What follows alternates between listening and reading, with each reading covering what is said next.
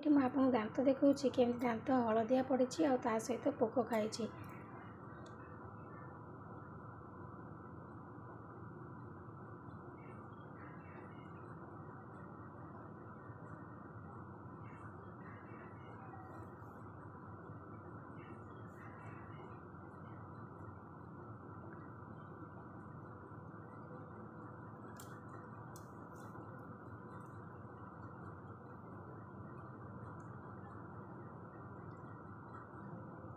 ताकू आम एमती जिन प्रस्तुत कर घरे लगेगा आपण दांत पोकखिया कमिजो सहित दांत यदि हलदिया पड़ी था पूरा भल हो। तो घरे उपाय आम कौ जिनस आड कर लगेगा।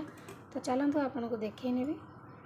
जय जगन्नाथ, मुझे सोनी आपको स्वागत करुच्ची Soni kitchen and blog channel को। आशा करुच्ची जगन्नाथ कृपारू आपण मैंने समस्ते भल थे, जो था भल था सुरक्षित था। वीडियो को फास्ट लास्ट जाए देखुए।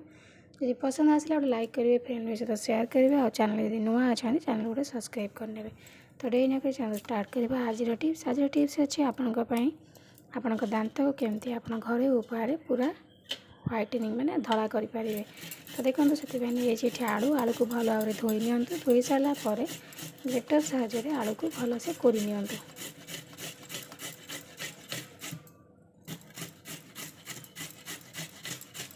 आलू रस आपण दांत को पूरा मैला बाहर करके पूरा सफा करें।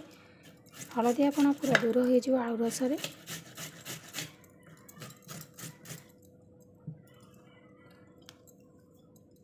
बेसी आलू रस ने कहीं बेसी आलू रस ना आपंकर पूरा पतला हो। आप जो अलग जिनस आड करेंगे जिते मिसेले आप दांत घसी पारे जमी आप पेस्ट दांत घसती। तो आलू रस से भाव में ने जमी आप अलग जिनस आड करवा तो पेस्ट भली जमी हो पार। देखो ये रस आमको बहुत हो। तो आलू रस आपण दांत हलदियापण को दूर करके आप दांत को पूरा सफा कर दांत को आउ टे सफा करने आम ये पेस्ट नहीं जावा। मुझे कोलगेट पेस्ट नहीं आप अलग पेस्ट ने कहीं कोलगेट पेस्ट आप दांत बढ़िया से सफा हो। कोलगेट पेस्ट आपणकर दांत को जी मैला काढ़ी सफा करता है अन्य पेस्ट आपणकर से सफा करना से आप चेष्टा करेंगे कोलगेट पेस्ट ही नापी। तापर देखो हल्दी गुंड नहीं जाइए। हल्दी गुंड आपणकर इन्फेक्शन दूर कर बैक्टेरिया सब मार दांत यदि पोक खाऊे पोकखिया दूर कर। तो से आप हल्दी गुंड नहीं जाए। Aunty bacteria aunty fungus property अच्छी जोटा कि आपणकर दांत मूलर इन्फेक्शन बैक्टेरिया को दूर करने। तो देखो ये आम हल्दी गुंड आ कोलगेट पेस्ट मिसेन नहीं गले ये आउ गए जिन आड करना। तो देखो ये नहीं जाइए खाଇବା सोडा जो सोडा कि आम खाइबार व्यवहार करती से सोडा नहीं जावा। से सोडा आपण दांत को कौन करना पूरा सफा करदेव। तो ये चार्टा जाक जिनस आप नहीं सारापर भल भाव में मिसई नियंतु।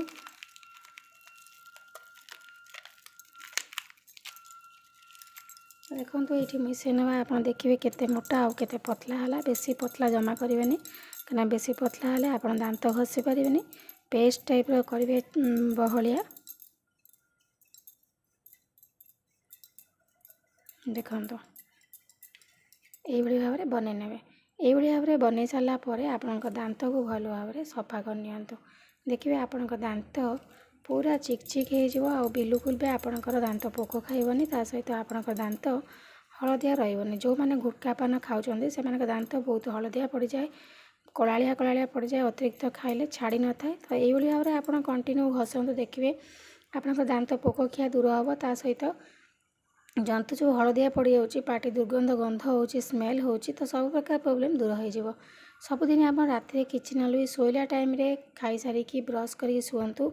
देखिए आपणकर दांत हलदिया रही मैला सब बाहर आसो। सहित आपणकर पोकखिया दांत यदि होता है दांत यदि बिंधा होता है आम ये हलदी गुंड नहीं कोलगेट पेस्ट सहित खाଇବା सोडा आउ आलू रस ये आपणकर दांत को पूरा हलदिया को बाहर करके पूरा सफा कर सहित आपणकर दांत आउ पोक खाଇବା दूर हो।